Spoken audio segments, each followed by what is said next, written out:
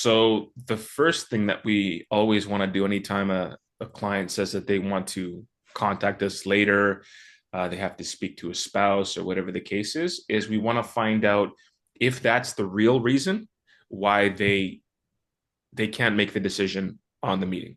Because at the end of the day, if the power is not in their hands, if they can't make the decision, then it doesn't really matter what we say because the decision maker isn't on the call. Like let's say, for example, they don't have the funds, and they need somebody else to get the funds, or they have a business partner, and the business partner is the one typically who will do these types of meetings, and they need their input to make that decision. We have to ascertain that before we even get to that point. So oftentimes the solution to that problem is found at the very beginning of the call, which means we want to determine, does anybody else need to be on the call to be able to, help make a decision, help come to a conclusion? Does somebody else need to be there?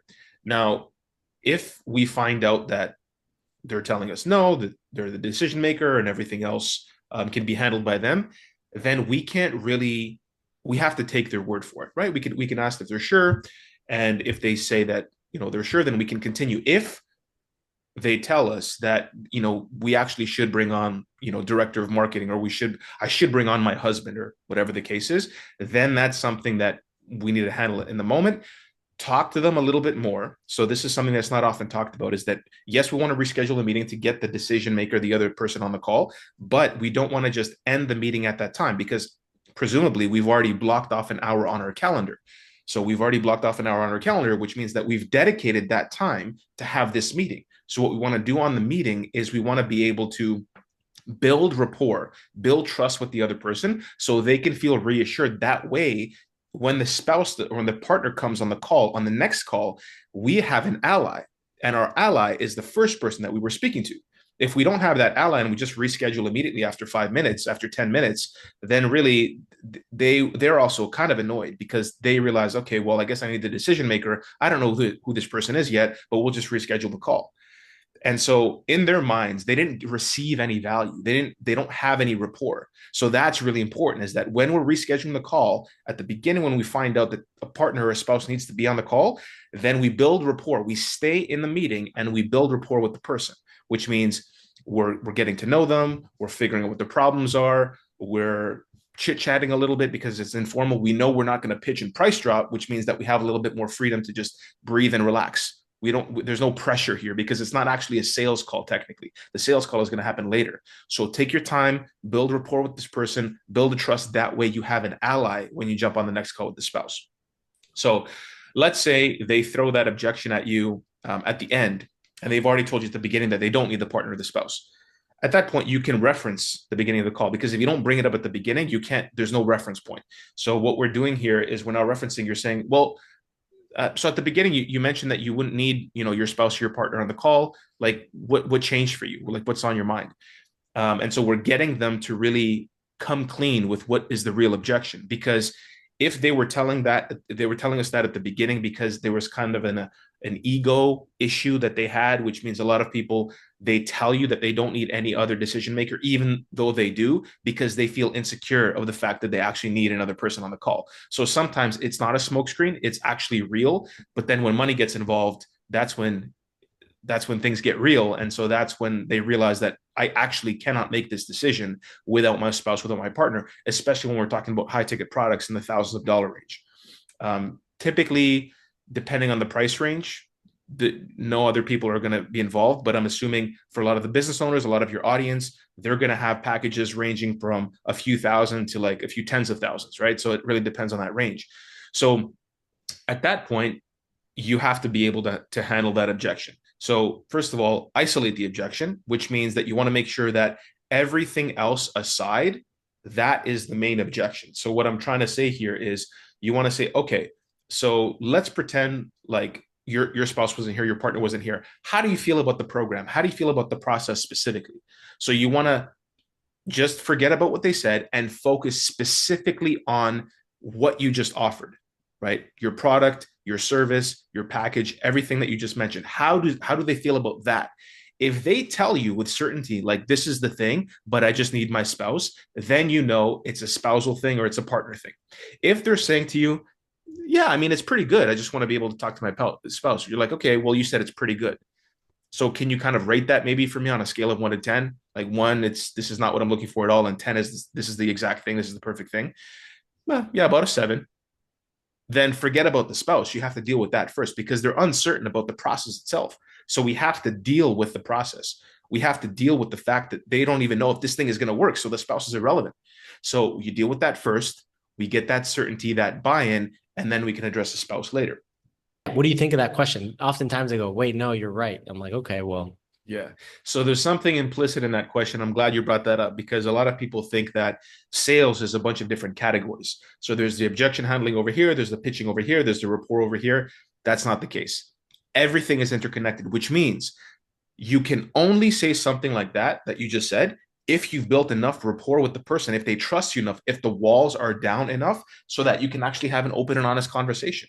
You can't have an open and honest and hard conversation with somebody if you haven't built some level of rapport, some level of trust, and they feel like they can be vulnerable with you, which means before we even get to that point, everything else that we do on the call as far as making them feel relaxed, building the rapport, making them feel like, okay, we're the people with the answers, right? So your frame, the authority frame, your authority frame is irrelevant unless you actually have the knowledge. So you have to be a knowledgeable person. You have to be a person with integrity. You have to show that. You have to build a rapport. And then once you do that, then those questions are actually going to be questions that you can ask because what I see a lot in the sales space is that people will throw out lines, like they'll say, okay, you could say this line, but the line itself doesn't work outside of a specific context, which means, Eric, what you said is exactly right. But outside of that context, it won't work. Because if you do that, it feels like a threat, like an attack, which means if you haven't built rapport with me, and if I'm just kind of sitting there rationally, like, look, saying, okay, I got to talk to my spouse, and you're saying this about my spouse, me, I might feel like you're attacking my spouse. And I'm like, man, we just make decisions, together. So I don't really know why you're saying what you're saying. In fact, I've had salespeople. In fact, as part of my own research, I do sales calls with the intention of not even buying anything because I just want to see the salesperson and see how they're running the sales call. So the answer is you can ask that question, but you can only ask a question like that if you built enough trust and rapport with the person where they're actually open with you, vulnerable with you. They've been open and vulnerable. They've said things that are kind of painful and challenging for them. And they've shared those things with you. At that point, you can have more of like a real talk with them.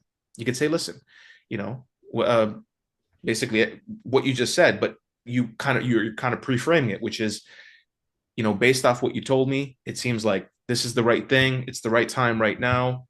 You're rating it a 9 out of 10. You're talking to your spouse. Is there anything else beneath that? Because at the end of the day, remember that what we're doing here, it's for you. Because if we're talking about the spouse and the spouse is not involved in the ROI of the product or service, then the spouse is not relevant. But if it's going to be like a marketing director, then forget it. You're already screwed. So if this is a B2B thing, like if you're selling to business people, you better be sure that both decision makers are on the call because there's no way to get around that objection if it's a business partner that needs to be on the call. So let's get that out of the way. If it's the spouse, and the spouse is not reaping the benefit from the product or service, then yes, you can ask that question because the question is very valid. Your spouse is not the one going to be reaping the benefits. It's going to be you.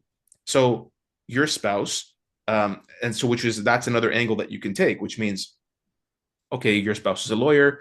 How much do you think he knows about these types of decisions? Has he made an investment like this before? Like, what's your I'm just curious. You can ask, I'm just curious, just be curious. Like what's kind of like your thought process behind, asking your spouse about this. So sometimes lines are good, and that's a pretty good one. Like, I'm just curious, what's your thought process? You don't want to ask like what's your logic or what's your reasoning because it sounds very challenging, like you're getting them to justify what they're saying. So it's like, what's your thought process around this? And you're just being curious, just curious. What's your thought process? And they'll tell you what they're thinking. And if it's something that's valid, which means we have a shared account and I actually cannot withdraw any money out of that account unless I get my partner's approval. Especially because we've agreed that anything above 3,000 that we have to both make the decision, then it's really hard to get around that. And you should have dealt with that at the beginning, right? That's the problem with the spousal objections that are valid. If they're valid and you didn't deal with that at the beginning, it's going to be hard to get around that. So one way we can get around that is with what you mentioned, as far as kind of questioning the spouse's authority in being able to make these decisions, also linking the fact that this decision is for the person that you're talking to, not the spouse. And a line we often hear is, it's better to ask for, isn't it better to ask for forgiveness than it is to ask for permission? I hate that line. So we hear that all the time. I Yeah, don't like it. I was gonna say because it's kind of like saying go well, if somebody values their partner's decision, it's kind of like going behind their back. I Exactly. don't know if I'm too crazy about that one because it might close the deal, but then you're also, I think, causing possibly setting up for a conflict for later. Buyer's remorse. That's exactly right. And I'm glad you and I are talking, Eric, because you know this, especially helping people with their relationships. This is not a strategy that's going to strengthen the relationship. In fact, it might cause conflicts on the back end that you can't solve on the front end, because after you close the call with them, they're just having a conversation that you're not privy to. So it's like, well, yeah, I guess I can ask for forgiveness. Then they ask for forgiveness. It causes a whole host of other problems. It may not necessarily be related to the service that you're offering, but it's still causing problems. Not only that, is it might cause chargebacks and buyer's remorse. So meaning that they might make a decision and then charge back. So, and that's very damaging, especially if you're with Stripe or some other payment processor, and they make a decision to buy on the call, and they talk to their spouse, and because they don't know you're a stranger, they do a chargeback. That could actually hurt you. As a business, it can hurt you a lot. So, especially if you're a business owner listening to this, you should be very careful about using certain tactics that will potentially cause buyer's remorse later. So you want them to make a decision that's coming from like an empowered place, like not like you've cornered them. You've cornered them. You've made the ask 6 times, and now they finally closed and they've caved. That's not a relationship that you want with somebody. That's like forcing a date. So how would you go in with that Yeah. straightforwardness? Or would you do it a little bit different? Yeah. How would you ask that question? It's different every time, almost every time. And the reason is because what you alluded to, and this is something that we work on together, which is that every time, if I'm coaching anybody, even other closers, is that I'm always focused on specifically what is the essence of their question? Like, what are they actually asking? Like, what are they actually concerned about? So if you can get to the essence of their concern or of their question, then you can just cut the rest and just get to that point, which means they're concerned. Are they a very analytical person? Are they withdrawn? Are they more open? Do they look like worried and anxious? Because oftentimes worried and anxious people need like this emotional calm that you have to be able to give them, which means that the language that you're using is a lot more emotional, right? You're slowing down your speech, right? You're making sure that you're connecting with them a little bit. Analytical people, they actually get calm by having more information, which means, and Okay. especially in education consulting, any kind of consulting, any kind of services, is that the more knowledge you have as a closer, as a salesperson, as a business person, the more knowledge you have, the more they feel reassured because of your knowledge. Those are the analytical people, because analytical people, they analyze information. So if you have all of the information and you're able to properly organize it and position it, then that actually makes them feel calm. It's not the emotional calm that they need as much as the knowledge that you can provide for them that will allow them to feel more calm, which means troubleshooting, logical problem solving, and you get to the core of it. And it's typically not fear. They're not clear about what it is that you're saying. So they just need a little bit more context. And so the way you're going to deal with that will depend on your avatar's profile, quote unquote profile. And Okay. usually what I like is I like a model that I use, which is basically there's three types of prospects. There's the prospects that are we call them lay down prospects, which means that they're going to buy either way. So it doesn't really matter what you say, as long as you don't screw it up, you're going to close the deal. That's maybe around 8-10%. There's the You call them prospects what? that, Lay down? yeah, Just to lay get down, it like they lay lay down. down. Yeah. Oh, gotcha. Yeah, Okay. like they just lay Okay. down, right? Roll over, right? Okay. 10% are the ones that don't close. They just never close. They're just there to like collect information, and they're just super Okay. skeptical, and they just don't come with the intention of buying. And there's the 80% in the middle. And the 80% of the middle are typically the ones that you can that are going to be a combination of both the lay down qualities that those people have and the analytical skeptical qualities that the people on the left that are left pocket have. So left pocket and right pocket, I'm going to explain that concept. Right pocket are the people who believe that they can do Okay. this thing and they don't really need you, they don't need your support, they don't need your help. The people on the left believe that no matter where they go and what they do, they just can't do it. They can't be successful. They can't, like, it doesn't Mm. really matter that you're even there. So the people that are to the left, you have to Sure. make them feel that, hey, listen, you can do it. You have to encourage them a little bit more, give them a little bit more support to get them into the middle, which is the buying pocket. And the people that are on the right that believe they don't need you, you have to show them that there's so much out there that it's not actually possible for them to do it by themselves. Because of the fact of the matter is, if it was, they wouldn't be here with you because you're the expert, right? If they were the expert, they would have already done it. The only reason they're on the meeting with you is because they need help. So their actions are showing what their intention is. Forget about their words. Look at their actions. Where are they? They're in the meeting here with you, which means that they're looking for information, they're looking for support. That's why they're here. So you have to remember that as a frame. So which means that those people on the right, you got to get them a little bit to the left, which means the super skeptical people, the ones that have this kind of energy, you want to get them to open up and realize, oh, well, maybe I don't have the answers. Maybe I don't know. Maybe I do need the support. Because if they could do it themselves, they would have done it already. The people on the left are the people who just feel like, man, I can't do it. I'm just helpless. I don't know what to do. I'm lost. And you tell them, and then you start telling them stuff, and they just feel even more lost, even more confused, even more overwhelmed, which means with them, more information is not the answer because more information is just going to like drown them in a sea of information. So you have to be able to Okay. simplify things and be able to kind of map it out that way. So the same applies when you're dealing with that objection. So when you're dealing with that objection, that you have to remember, who are you speaking to? What is your prospect avatar? Which means, what is their personality? Like, what is their character? And based off of their character, you're handling the objection in the relevant way that they could actually resonate with.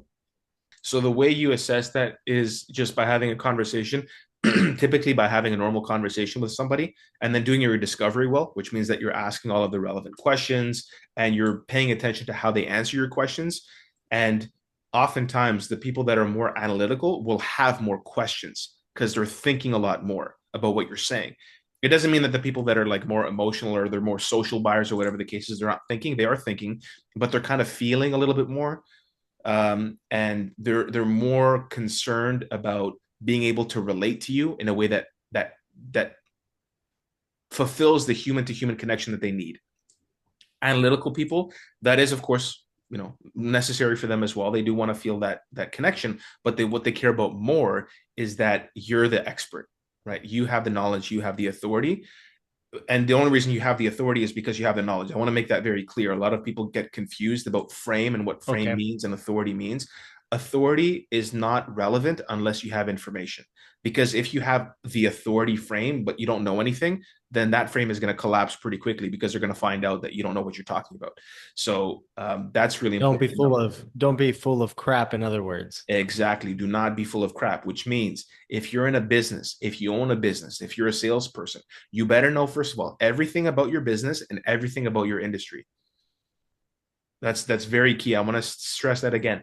Know everything about your business, even if you work for somebody else, even if you're a salesperson for somebody else, you might think it's not your job to know about operations and this and that. No, know everything because your people, the people that you're speaking to are going to have questions. And you're going to notice whenever you have a question that the other person feels like is not sufficient because it's the reactions that you're going to get. They're going to be like, okay, So in other words, be prepared. Don't be prepared. Because if a person asks an important question for them and you deflect, because this is common sales practice, oh, you just get to the essence and you make them feel reassured, but you didn't answer the question. So if you didn't answer the question, they're leaving the call. They're getting to the end of the call with that box in their head still open. The box is still open. You haven't closed it. So the probability of them closing is extremely low. The purpose of questions, anytime you're asking a prospect questions, is to get them to give you the answers that you want to give them. So as opposed to the salesperson explaining things to the person, you want them to effectively tell you what you want to tell them. Because if they tell you, they feel like it's their idea. It feels like it's coming from them as opposed to you advising them, and then they have to play different positions and potentially their walls are still up. Is confirming why this makes sense. And they're telling themselves their own story effectively, right? Yeah. One phrase that I like is asking somebody from your perspective, because if you ask somebody from your perspective and then you follow that expression with a leading question that will get them to give you the answer that you're looking for, what's happening is they are internalizing the answer to the point where they believe it's their worldview. If you say, like, in your opinion, they might like distance themselves a little bit from that. So even the preamble to the question is really important, the way you frame the question. Yeah. Or even, as we say, permission-based questions. Like if you ask something sensitive and you'll say, do you mind if I ask you something a bit more sensitive? Like, yeah, for sure. They feel more comfortable. Walls are coming down. That's part of the whole rapport building thing. So yeah, from your perspective is excellent because they're listening to what you're saying, and they're answering as if what they're saying is not an opinion, but it's truth. Because if you say from your, like, in your opinion, should I have this beer or that beer? You're not going to be like, from your perspective, should I have this beer or that beer? So you can see when you use the word opinion, it's for things that are more trivial. When you use perspective, it's things that are deeper. And that's how they process that. Yeah. And sometimes these word tracks are good because it allows them to really consider things. And when they consider things at a very deep level and they give you a considerate answer, they are listening to themselves give you that answer, so they feel more open with you, because the types of answers that they would normally give to friends, the deeper answers, they're now giving to effectively a stranger. So because you're speaking to in that particular way, now they're associating you with somebody who's closer to them. And if you think about the way you speak to your friends, you're more likely to be influenced by your friends because you're so close to your family, right? So the closer you are to somebody, the more likely you are to be influenced by them. So that's the idea.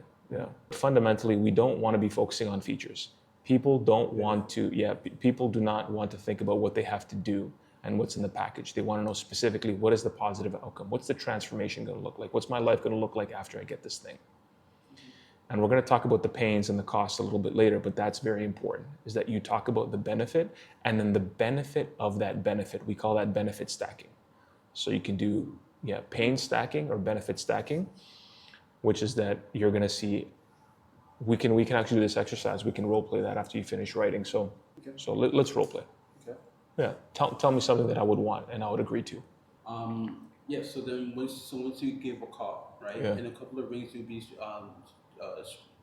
able to get in contact with our HR professional. Right. From then, once you describe the situation, they'll be able to tell you the best resolution actions for you to deal with the situation, as well as show you any more options when it comes to escalating, whether it's through you want to do it yourself or through one of our own professionals that can handle the situation for you. Now, and there, would you say is that too feature based? Would you say it's a little too feature based? I want it more benefit heavy. I want to know specifically, as a business owner, how it's going to save me time, how it's going to save me money. Always focus on those two things. Save me time, save me money, and don't be too generic, because you could say it's going to save you time, it's going to save you money. Hooray, everybody kind of figures that out. But I want to know specifically, because you're the expert. And I'm going to talk about the 4 C's a little bit later of selling, but I want it more benefit rich. If I'm a business owner, I'm like, well, okay, so they'll help me resolve, but why can't I do that? What makes it so special that they're doing it? Success stories was the second part of that, and I should really just talk about that very briefly. In general, you want to be speaking about people who are like the prospect you're speaking to. So if you're selling financial services and you're speaking to like an old married couple, you want to bring up another old married couple who are like them, who saw success. And I'm going to talk about specific personas that you can attach people to, so they identify with people that you want them to identify with. So the general relationship frame that you want to adopt before the call is that of mentor-mentee. So you're the mentor, they're the mentee. And the reason you want to establish that frame is because it's a relationship that's established on equal value but greater leadership, which means that you're not the know-it-all and there's some idiot. You're not the parent and there's some disobedient child, right? That relationship is more disparate. So you want to make it close enough where you guys are equal, but clearly you're in a position of leadership. Because if you think about a mentor-mentee relationship, it's a relationship of mutual respect. Because the mentor can't be a mentor without the mentee, right? And they need each other. That's exactly right. But the mentor is the leader. Rapport is basically built on 3 things. They want to be like you, to like you, or feel like they are like you. So we could take just a very simple example. So let's say you and I were meeting, you're going to sell me something, or I'm going to sell you something. Think about how you feel when you think to yourself, I like this guy, right? Just hold that feeling. Now feel the feeling of, I'm like this guy. right? Now think, I want to be like this guy. You see how it's kind of like ascending in terms of like the intensity of that feeling? Yeah. Those are the three things that you want to establish in rapport. That they like you, they are like you, and they want to be like you. Ideally all of those three, but at least two of those three. That they like you. Because just somebody liking you is not good enough. They have to be able to trust you. In order for them to be able to trust you, they have to feel like they are like you. So when you say be like somebody, the language here is really important because you don't want to be them, right? You want to be like, because when you're like somebody, you're just thinking of qualities that they have. Okay. So I could say I want to be like Isaiah in certain ways, like he's got these qualities, right? I'd love to be like this XYZ thing. Yeah. So it's not like they want to be like you as like the totality of you, but you need to have specific qualities that they would actually like to have. They would take these on. They would take these on, exactly. Think about a time when you were in a good relationship frame where the other person was in a position of leadership. You think about what made it great. What did you love about them? How did they help you? How did they lead you? Like maybe it was a coach, sports coach. Maybe it was a teacher, professor, whatever. And you think about yourself as a student. And if it was a really good relationship, what you want to do is try to emulate that relationship with your prospect. Because if they feel that you're a salesperson, it's basically an uphill battle from there. Yeah. Right? But if you step into it as though you are about to mentor your mentee, as if you know them and you're about to mentor them, it's a totally different vibe. Fundamentally, we have three different centers in our body. So we have the person located in our head. This person represents reason and rationality, so logic, motivated by truth and falsity, cares about long-term goals, and deals with understanding, thinking, and planning. So this person is basically where everybody is usually when they're taking sales calls. The prospects, they're stuck in their head, they're thinking about things, they're not feeling too much. So what we want to do is we want to start dropping them down here. And the lion represents spiritedness, passion, emotion. This is very key. Emotion cares about honor and shame. The animals that are the most social have the most emotions. The only reason we have the emotions that we have is because fundamentally we're social creatures. So that's why the lion cares about midterm shared goals. So in this particular phase, when you get them into their emotions, they're going to be more receptive to shared stories and to other people who are like them, because they're going to start to feel like they want to become part of that in-group. That's not a logical thing. Now we're getting to the emotions. And that's why we're dealing with cultural and social meaning. So you're basically getting them to identify with other people you want them to identify as. And I'm going to talk about specifically what that means. But that's still not enough. The reason that's not enough is because we know that most people, they act out of desire and fear. So we have to get them into that center. So we need them to feel the fear and the pain of the current situation and where that's going to result if they continue with the current situation and don't make a change. And we want them to feel the desire of what we're offering so they can run away from the fear towards our solution. The monster represents appetite and aversion. Immediate term goals now, right? We want the thing now. We want the cake now. We want the weed now. We want the thing now. We don't want to wait until later. So we want to get them to the point where they act now. How many people have you spoken to who said, oh, no, it's not the right time, I'll do it later, a couple of months, all the time, right? That's not active. That's not active. They're just thinking. They're just up here calculating in their brain, right? So we all know that when you make a decision, when you buy anything, think about the last three things that you bought. This is a good exercise. And think about why you bought those things from a logical perspective, emotional perspective, and a desire perspective, right? Because you might think, I need the pen, right? I need the pen to write. Let's say you don't have a pen. I need the pen to write down. It's a logical thing. But I can't write.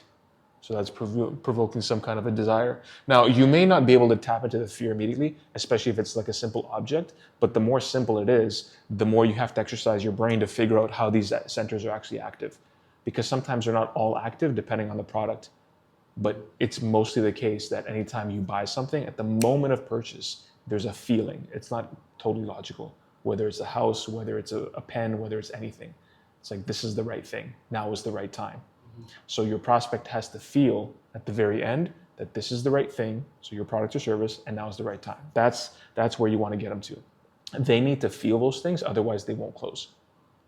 If you haven't established from their perspective that they need to do this now, and they tell you, right? Not you ask leading questions and they say yeah, because a lot of people have this misconception in sales where all you want to do is get commitments from the prospect. You want to get them to say yes.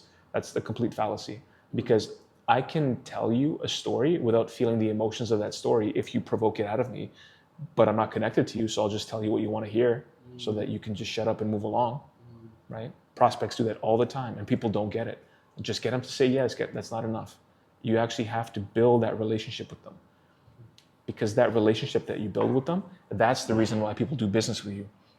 They'd rather do business with you and pay a slight premium because they love you, and by extension, they're extending that love to your company and to your product, as opposed to going to some other company that's going to offer them a better rate that they don't respect or appreciate, and they don't think that they're competent and they can't actually build a relationship with that person.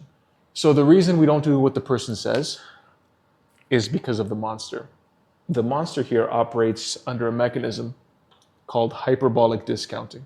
So hyperbolic discounting is a cognitive bias where we discount the salience or the importance of a present stimulus in favor of doing something else, because that importance will decrease in the future. So let me explain. This is the present, this is the future. This is time, and this is discounting. Counting. So this is how much we're discounting the importance of something in the moment over time. The curve looks like this. And the reason the curve looks like that is because the probability of now happening is 100%.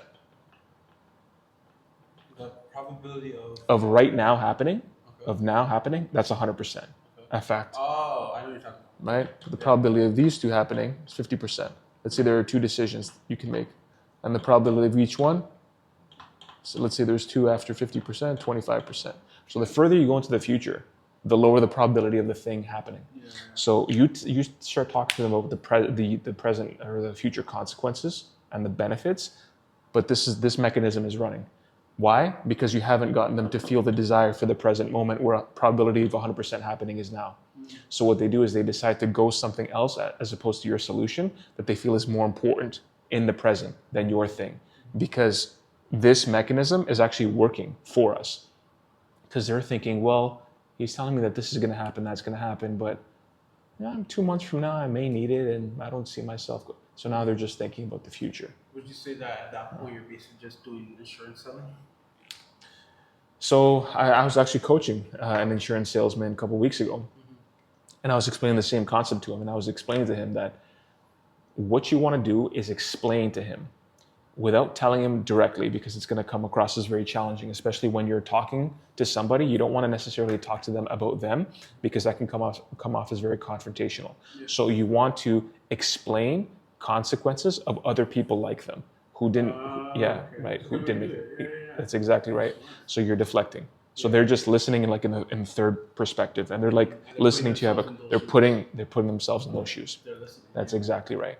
So what I told him was, you need to figure out who your clients are and the people that didn't buy, and find out what happened as a result of them, not going with a policy, not purchasing a policy. And it sounds very morbid, but you want to find out, did they get into any accidents? Did anything bad happen? You need to have those stories ready, because those are actually real.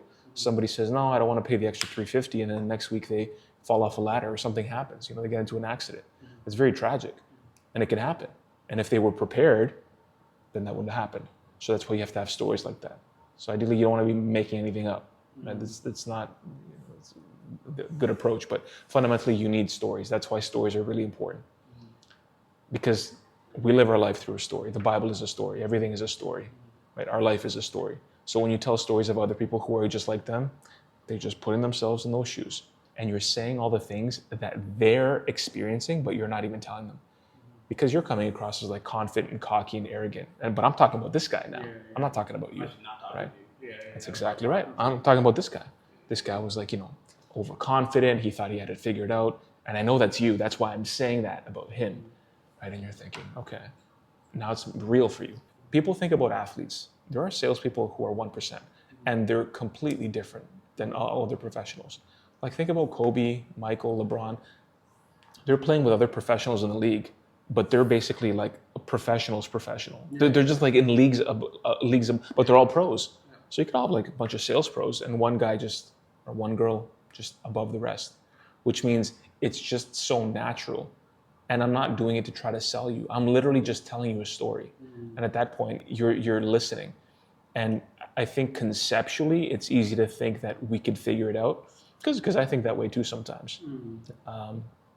But when you come across somebody who's really good, they do all of these things, but because they're so natural, you can't even tell. And by the way, the reason a lot of these concepts, like I put them together, and in general, the reason people put concepts together is because we live things out, then we observe our experiences, and then we put them into words, because that's what's happening. Yeah. So effectively, everything that we're talking about here is not contrived. It's natural. It's natural human behavior.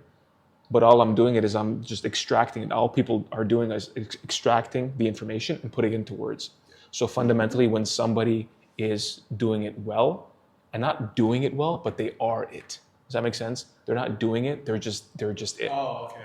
You know what I mean? That's just who they are. That's just who they are. Yeah. All of the professionals have all said, from what I've heard, is that talent took me to, 98%. But that last 2% where everything matters, skill took me to 98%, but that last 2% where everything matters, that was the talent.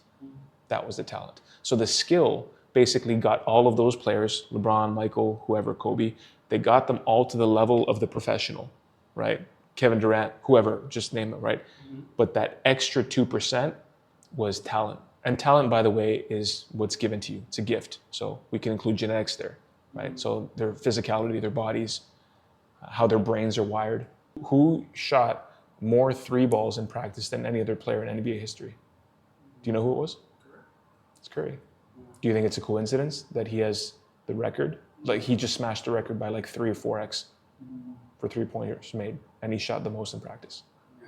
Michael Jordan, remember how much he practiced? Remember Kobe? Remember Kobe's story? How many practices did he do? Like 5 and 4 days or something? He did 3 a day. How many did his team do? 1. They did 1. What time did he wake up? Remember that? 4 a.m. Yep. It's the grind. It's the hard work. You put it in, and that last 2% is the talent that's going to show. So let me talk about the 4 C's of selling here. The 4 C's of selling basically map on perfectly to this model here. Okay. So first C is competence. So you have to have and demonstrate knowledge. Your mind, of course, is the primary tool for competence. That's why it's located in the head. So you have to know your product and service inside out, and your industry. So all of your competitors. Got to know what they're doing. Got to know why they suck, and you're awesome, right? Connected. So by the way, the 4 C's are what the client needs from you. So they want you to be competent. They want you to be connected. So you have to build and maintain trust. So you have to have integrity and relate to them on a really personal and emotional level so they can feel comfortable and safe with you. When you feel safe with somebody, you feel like not only you can open up, but you can trust them and you can follow them, right? Hey, I'm over here at this company. They want to follow you, all right? So connected. So we got to get them down here. Confidence, that's kind of like here in the stomach. So you're steadfast, you're strong, you have that energy. It's that inner feeling that you show that not only through your tone, but also through like physical and mental fitness. And a lot of people, they don't like when I talk about sales, and then I talk about physical fitness, but fundamentally you can't separate the way, I'm not talking about you, but in general, I'm speaking about, you can't separate the way you live your life and what you do for work, because one is going to feed into the other. Oh, I'm a great worker, I have a high IQ, and then you eat like chocolate cake and whatever. The point is, and you don't work out. So you can get to a certain level, but if something is still off, you have to figure out what's going on outside of work. That's why they say in sales, and every single high-level person, business owners, multimillionaires have told me, what matters more than the sales call is what you do before this, outside of the sales calls. Who do you bring to that meeting? Who do you bring there? Clear. That's the fourth thing. So clarity basically bridges. It's the bridge that bridges the head, the heart, and the stomach. So clarity is you have to be coherent and uncomplicated in your communication. Yeah. Uncomplicated. Yeah. So that's the bridge that unites everything. And basically this is your your understanding and presentation of the complete picture, so that they're just super clear on what you're saying. And by the way, because you mentioned that you need to work on that, other people in financial services, it's the same thing. They tell me what they do, and they're like taking their clients through like massive contracts. I'm like, do you stop and ask questions, or do you just like have a presentation? They don't even understand what the fuck you're saying. You don't even understand what you're saying when you're reading the contract, because a lot of this stuff is like very technical. It's legal documents. So especially when it comes to things that are more technical, because for HR, a lot of paperwork, a lot of administrative stuff, a lot of like reading and signing and stuff like that. And so if they don't feel like they're super clear, they're not going to buy. When was the last time you bought something and you were confused as to what the fuck it was doing? Like, so what are you offering? What is this doing? What's going to happen? Oh, I'm not sure. Okay, well, maybe you can explain it again, or I'll come back to you. It's not clear, not going to buy. So that's the main point. If they're not clear, they're not going to buy. Metaframe, another metaframe to have, it's extremely important. No one comes to a car dealership without the intention of buying a car. This is I call this frame that no one comes to a car dealership without the intention of buying a car frame, okay? Which means that if you believe that the prospect is there to just collect information or because they're just curious, you're not going to mobilize the necessary resources within you to close the deal, because you're going to believe that they just want information. Yeah. But if you believe that they're there to buy, even if they can't buy, even if they won't buy, it's going to help you because you're going to come with the right energy. Think about it like this. Is it more helpful to take a frame that's going to help you, that's not 100% true, or take a frame that's not going to help you, that's 100% true? You probably want to take the frame that's useful to you, that's actually going to help you, even if it's not 100% accurate. It doesn't matter that they're not all going to close. But if you believe that they can all close and they can buy, you're just going to, Yeah, because I also learned that. Yeah, so conviction is more important than anything else. If you don't believe in what you're saying, neither will they. If they don't believe that you believe in what you're saying, then they're not going to buy. They need that conviction. Yeah. Say, for example, you develop a script, because I write scripts all the time. The script, I always write the script in such a way where the words that I'm writing are the words that I would use when I am speaking, right? And again, this goes without saying, but that's why a lot of salespeople suck when the job is very script heavy, because these are the words that the salespeople wouldn't use, so they don't even feel those words. Does take this away from sales for a second. It's like affirmations. When people talk about affirmations, you got to use the words that resonate with you, man, that make you feel like juiced up, that fire you up. Same thing with the script. The scripting that emerges as a result of you talking, and then it clicks, you see the response, you capture that phrase, you put it in your script. So the way to like visualize it is, so you have logic, you have emotion, you have desire. So you have competence, so your knowledge, connection, that's your heart, confidence right here, and clarity is the bridge. It's the alignment of all of those things. That's the bridge. Because remember, when you have that bridge, it's coherent. This is one of my favorite topics. So what we're doing here with the prospect when we're sharing stories is we're creating and pinning what are called aspirational personas, and the opposite, which is a detrimental persona. So aspirational personas are the people that they want to be like, that go with your solution. So you're basically constructing story or telling them stories of people who are like them, who you want them to be like, who they want to be like as well, who went with your solution. Okay, that's number one. Number two, you're talking about people who you don't want them to be like, who they don't want to be like, who didn't go with your solution. Right?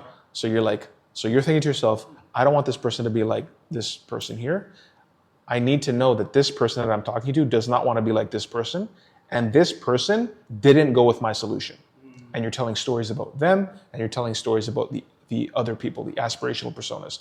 And you're getting them to identify with the person who's over here, and you're getting them to disidentify with the person who's over here. I'll give you a good example. So when I was doing education consulting, an example that one of the things that I used to say to parents, because these are parents who wanted to get their kids into like Ivy League schools. So we would help them with consulting to get their kids into really good schools. The ones that are most successful are like lazy, drag their feet. So if Sarah, if she's like that, she's not gonna have much success. But if she isn't like that, she's gonna do just fine. Oh yeah, Sarah, blah blah blah. Now they go on this whole thing, and now they have identified, Sarah as the person who is successful with us, and the opposite, some other random kid who doesn't do our program, who's not successful with not Sarah. This is the concept: aspirational personas, detrimental personas. That's super important. I did both. I did both simultaneously. So you started off with but you always end on a positive note, right? So then I can end on a positive or a negative, because if I end on a positive, they want to go there. If I end on a negative, they want to move away from it. okay, yeah, so it's Right? So they're reactive. Exactly, it's a double-edged sword. You diffuse the tension by not speaking about them specifically, but by speaking about the category of person. That's super important. A lot of these people, they're going to be coming in either having had experience with a product or service like yours or not. If they haven't had any experience buying your thing, your product or service, you have to teach them how to buy. You're teaching them how to buy. You're not just telling things to them. You're not just asking them questions, because a lot of these people, they're not going to fucking know what's what. You're going to be saying things. They're going to be like, yo, that sounds good. That sounds good. Okay, I'll think about it. That's not going to go anywhere. So you're teaching them how to buy. And the people that have bought before, you want to ascertain specifically what are the criteria that they're looking for to go with a solution. The last thing that you want is for them to have a bunch of criteria that they're not looking for. You haven't sussed out all that information. You start talking about your thing, and now they're like, oh, yeah, I didn't want that. Now you're in trouble. So buying criteria. Let's take a simple example. So let's say you're buying a car. You go to 2 different dealerships, and you have in your head, you have 5 criteria, right, to select the car. So you go to dealership A, they have 4 out of the 5. You go to dealership B, they have 3 out of the 5, and you're dealership B. Your job as dealership B is to explain to them, basically through questions, how this 4th criteria that the dealership A had is actually not only not relevant, but counterproductive to their goals. So not only is it not important, but it's counterproductive for them getting to where they want to get to. So you're reframing their buying criteria. So you're getting them to see that what they thought was important was not important. This is the important thing. Because if your company doesn't have element X, but it has element Y, you want to downplay element X and increase element Y. That's what you want to do. So let's take another example. Let's say consulting, right? So I'm a small consulting firm, and the prospect wants the firm to have a lot of personnel, be very well established, large company.